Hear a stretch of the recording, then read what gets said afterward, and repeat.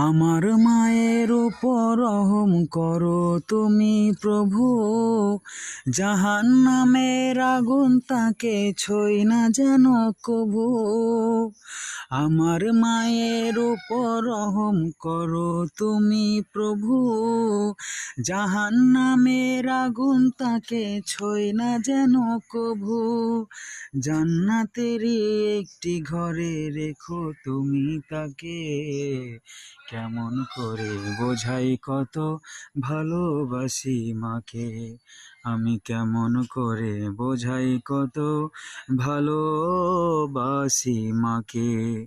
কোথায় আছো মা, আমি কিচ্ছু জানি না।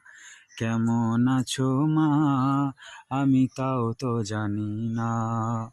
কোথায় আছো মা, আমি কিচ্ছু জানি না। কেমন